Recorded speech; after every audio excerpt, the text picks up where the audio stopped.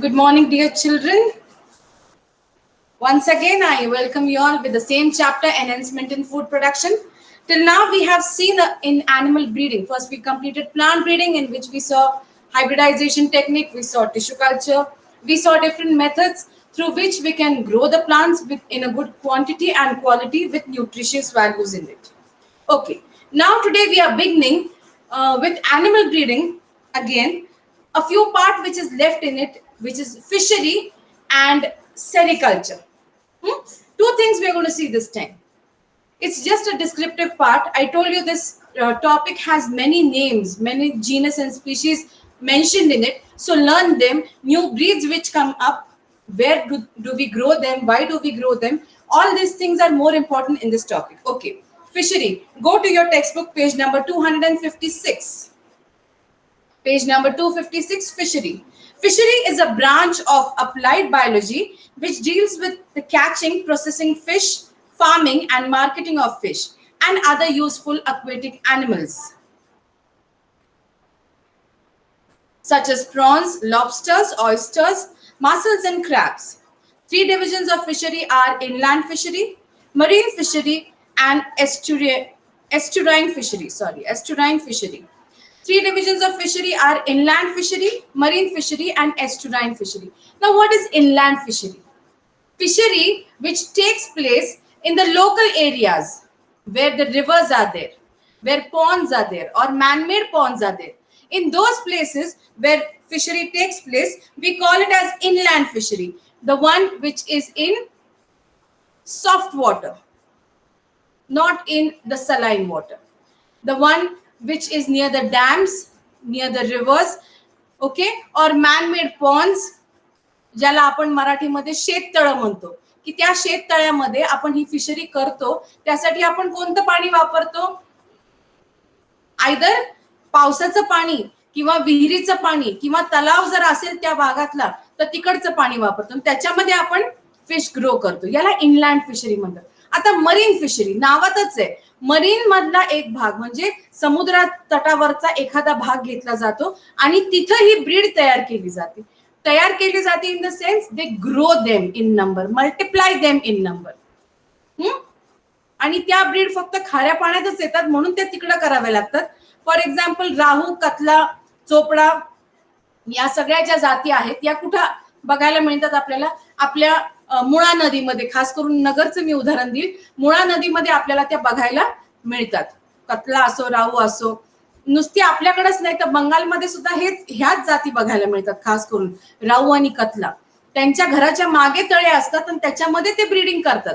So they get a very fresh fish to eat. But when it comes to marine, जे fishes sea water मध्ये, oceans मध्ये सापडतात ते तुम्हाला नदीमध्ये सापडत नाही. We don't get them in the reverse.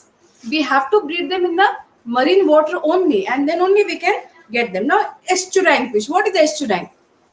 खाडीतला मासा. Estuarine means what? खाडी. खाडी माहिती आहे ना तुम्हाला? बे ऑफ बेंगॉल, बॉम्बेच्या जवळ ऐरोलीची खाडी आहे, भाईंदरची खाडी आहे. त्या खाड्यांमध्ये सापडणारे मासे हे थोडेसे वेगळ्या जातीचे असतात. खाऱ्या पाण्याचेच असतात पण ते प्रॉपर तिथं तर तिथंच सापडतात. त्याच्या पलीकडे दुसरीकडे कुठं सापडत नाही. Inland fishery includes culturing and capturing of fish from freshwater bodies like ponds, lakes, dams and river. Inland aquatic area of a country covers about 40 to 50 lakh acres. The common freshwater fish are labio, roita. Labio roita means what? राऊ. Genus आणि species दोन्ही पण दिलेले आहेत, त्याचं underline करा. Labeo rohita, what is it? राऊ. कतला, कतला मासा. सिरीना और mrigala, that is mrigala and other carps. आता इथे त्यांनी सगळे मासे दाखवलेले आहेत कोणकोणते आहेत ते. Okay. Now marine fishery includes capture of fish from C water. Indian coastal line is about 7,500 kilometres long. भारताला खूप मोठी किनारपट्टी आहे खालच्या भागाला, हे आपल्याला माहिती आहे. The common marine fish are harpadon, that is Bombay duck म्हणजे ओले बोंबील, बॉम्बे डक. सॅर्डिनेला, सार्डिन म्हणजे सुरमई. ड्रॅस्टलिजन, मॅक्रेल म्हणजे बांगडा. अँड स्ट्रोमॅटियस म्हणजे फॉर्मप्रेट, सगळ्यात महागडा मासा. हे सगळे मरीन आहेत आणि हे सगळे मरीन वॉटर मध्येच आपल्याला बघायला मिळतात. त्यांचं ब्रीडिंग पण तिथंच केलं जातं. त्यांना आपण गोड पाण्यामध्ये किंवा नदीच्या पाण्यामध्ये उगवू शकत नाही. Estuarine fishery includes capture of fish from estuary. Estuary is a place where river meets the sea. मी तुम्हाला सांगितलं ही खाडी आहे जिथं नद्या समुद्रामध्ये एकरूप होतात. Sundarban area in the West Bengal is one of the estuary in India. Okay, the common factor for the maintenance of fish farm includes selection of suitable site योग्य पाहिजे, जागा योग्य पाहिजे, पाणी योग्य पाहिजे, एक्सकेवेशन ऑफ पॉन्ड्स म्हणजे कुठं पॉन्ड तयार करायचा आहे, कसा करायचा आहे, कुठं पण करून चालेल का तो नाही, तिथून आपल्याला ब्रीडिंग व्यवस्थित करता आलं पाहिजे, त्यांना व्यवस्थित फीड पण गेला पाहिजे. All this things are to be thought about. Requirement of hatchery tank, nursery tank, rearing tank, stocking tank or ponds, water source, manures, supplementary feed, etc. The culture fishery may be monoculture, only one type. You can either grow the culture of one type only in a pond. मला जर फक्त राऊचं शेततळं करायचं तर मी फक्त राऊचं करू शकते. मला जर नुसती कतल्याचं करायचं तर मी कतल्याचं पण फिशरीमध्ये शेततळं करू शकते. और पॉलिकल्चर, पॉलिकल्चर म्हणजे वेगवेगळ्या जाती एकत्र, पण त्यांना सुद्धा वेगवेगळ्या जागा देऊन त्यांचं खाद्य वेगवेगळ्या पद्धतीचं त्यांच्यापर्यंत गेलं पाहिजे. After catching the fishes, fish spoilage is prevented by different prevention methods. सगळ्यात पहिले तर मासे धरल्यावर किंवा जाळ्यातून मासे काढल्याबरोबर त्याला बर्फात टाकलं जातं अशासाठी की त्याचा फ्रेशनेस मेंटेन. बर्फाने किंवा हाय जे सगळ्यात 0 टेम्परेचरला आपण म्हणतो सेल्स अटकवले जातात. काय केले जातात? अटकवले जातात. You take them to a stagnant phase, a phase where they are arrested where they were, म्हणजे जसे ते होते त्याच ठिकाणी त्यांना अरेस्ट करणं to avoid the spoilage. Preservation methods like chilling, freezing, freeze drying, sun drying, smoke drying, salting and canning. आता नुसतीच आपण ओले मासे खातो का? नाही, सुकी मासळी असती, बोंबील, सुकट, ह्यांना काय केलं जातं? ड्राय केलं जातं. तर काही काहींना मासे लावून ड्राय केलं जातं. वर्षानुवर्ष प्रिझर्व होतात असे पण काही आहेत. ती सुकी मासळी खास करून समुद्र तटावरच्या लोकांचं खाद्यच हे असतं, बरोबर की नाही? त्यांना मासे आणि भात याच्या पलीकडे दुसरं काही ते खात नाही. पण मग ज्या सीझन मध्ये ते जाऊ शकत नाहीत मासळी आणायला किंवा मच्छीमारी करायला, त्यावेळेस ते काय करतात? तर ही सुकी मासळी काढतात आणि त्याचा उपयोग त्यांच्या जेवणासाठी करतात. Okay. In addition to the source as nutritious food, fish yield a number of byproducts which are of commercial value. They are fish oil, fish meal, fertilizers, fish guano, fish glue, and isinglass. These byproducts are widely used in paints, soap, oil, and medicine. Prawns and lobsters have market value all over the world. Fishery provides good job opportunities and self-employment to many people. Fishery मध्ये नुसतीच fish नाही तर prawns आणि lobsters म्हणजे झिंगे आणि लॉबस्टर्सला मराठीमध्ये काय म्हणतात मला एक्झॅक्टली माहिती नाही, पण लॉबस्टर्स म्हणजे एक मोठा खेकड्यासारखा असतो जाड आणि खूप पाय असतात त्याला, मिशा असल्यासारखं. It is just like prawns. They are very tasty and very healthy to eat. The thing is, this fishery can earn you lot of money. Fresh fish सगळ्यांना खायला पाहिजे असतो आणि या गोष्टींची काळजी घेऊन. बरं, याला ऍज सच तसं म्हटलं तर पोल्ट्री आणि डेअरीच्या मानाने खूप कमी आहे. एकदा ब्रीड आणून टाकलं, त्यांचं खाद्य टाकलं की तुम्हाला रोज रोज त्यांना तळ स्वच्छ करायला जायचं नाहीये. करायचंय पण त्याला एक टाइम स्पॅन आहे. जसा गोठा रोज स्वच्छ करायचा, डेअरीचं पण कुक्कुट पालनाला पण काय करावं लागतं? रोज खुराडं स्वच्छ करावं लागतं, बरोबर आहे की नाही? स्वच्छता नसेल तर कोंबड्यांना किंवा गाय म्हशींना रोग होतात. तसं फिशरीमध्ये तसं म्हटलं तर एफर्ट्स कमी आहेत as compared to these two industries. Okay, now we'll switch on to sericulture. Sericulture, what is sericulture? Sericultureचा काय उपयोग आहे? What is the use of it? Silk industry. ऐकलंय? सिल्क कसं तयार होतं?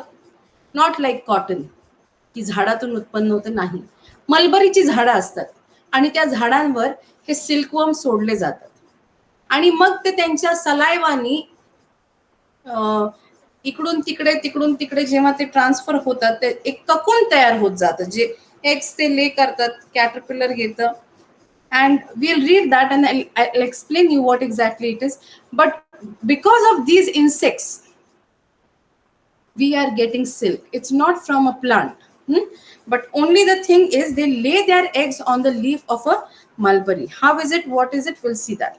Sericulture is the branch of applied zoology which deals with rearing of silkworm and production of silk. Like other farming, sericulture also involves skill and scientific knowledge for rearing and development. It requires less investment and can be started in small space. It is the oldest business and large number of families are associated with the production of silk in India. And disabled, older person, handicapped people are successfully doing this job.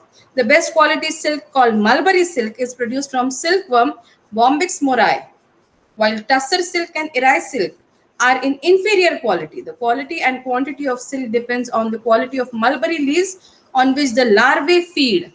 कशावर येतात हे लार्वे? लार्वे म्हणजे काय? पाकुळी तिचे अंडे देती. कशावर देती? पानांवर. कोणत्या पानांवर? मलबरी ट्रीच्या पानांवर. तिथं ते लार्वे राहती. मग त्याचं कॅटरपिलर होतं म्हणजे आळईसारखं स्ट्रक्चर. आणि जेव्हा ही आळई स्वतःच्या भोवती एक ककून तयार करते फ्रॉम इट सलायवा. खूप मोठमोठे म्हणण्यापेक्षा तो ककून जो आहे ना तो एक वेढा असतो जो तिच्या भोवती असतो आणि त्याच्यापासून आपल्याला सिल्क मिळतं. That is where we get the silk from. And they feed on what? On these mulberry leaves. Okay. Rearing, development, and looking after the silkworm involves skill and labor for constant watch. A little negligence can spoil the complete industry. Silkworm larvae may be infected by protozoans, viruses, excuse me.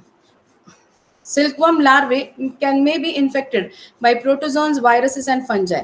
Besides these, ants, crows, birds, and other predators are ready to attack these insects. Hence, the cage of these larvae must be managed to prevent the predators. यांना काय केलं जातं? केज लावले जातात अशासाठी की हे जे प्रिडेटर्स आहेत पक्षी खाण्यासाठी येतात आळी ते अवॉइड केलं गेलं पाहिजे. The last thing which we will see today is lac culture, and from tomorrow we'll see microbes in human welfare कसे उपयोगी आहेत ते, आणि त्याच्यानंतर आहे बायोगॅस प्लांट आणि sewage treatment. त्याच्यानंतर हा चॅप्टर संपतो. So we will just finish up with lac culture and I'll quickly revise what we have done till today.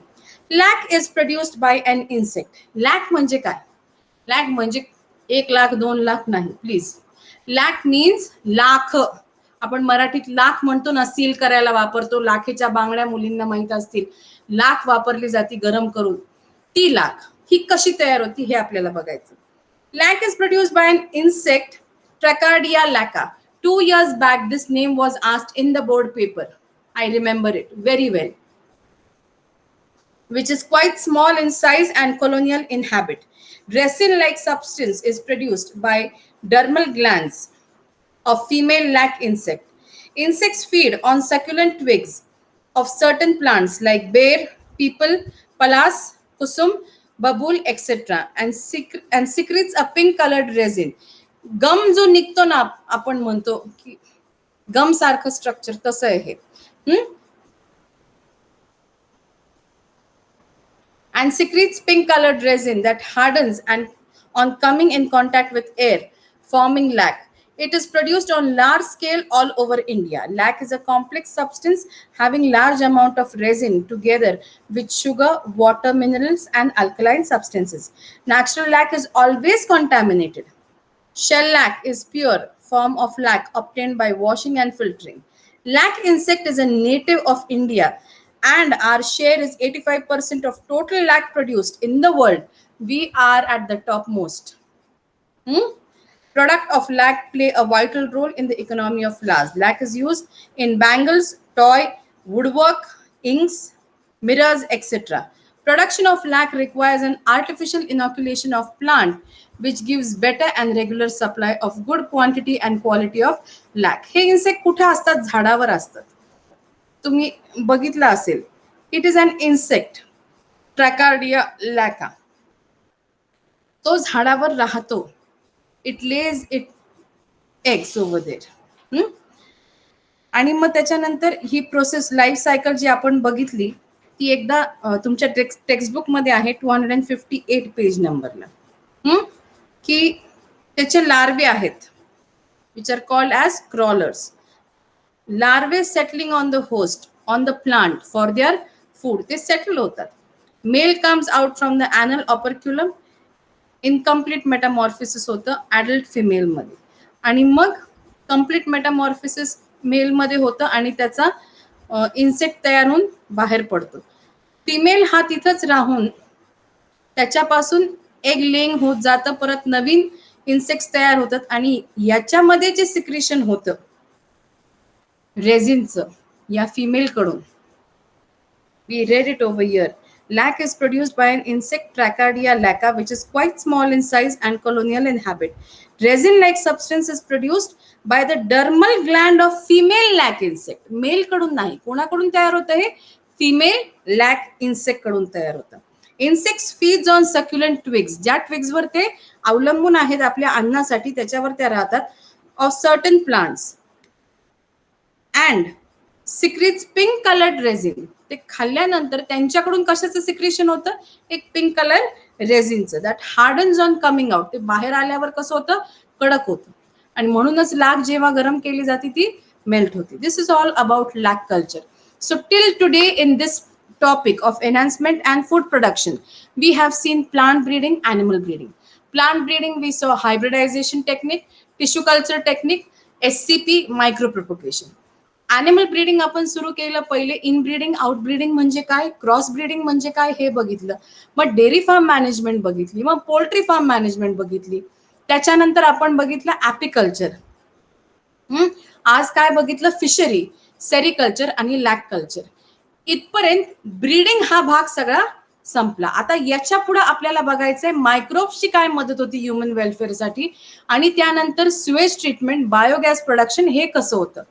We are talking about enhancement in food production. या living वर्ल्डमध्ये राहत असताना जशी लोकसंख्या वाढतीये आहे त्या जागेमध्ये कसं उत्पादन वाढवायचं, पोषक गोष्टी पुरवायच्या निसर्गामधून, हा या टॉपिकचा मूळ उद्देश आहे. I hope you all understood what I spoke today. Have a wonderful day. God bless you all and see you back in the next upcoming lecture. Till the time, read the textbook. Take care.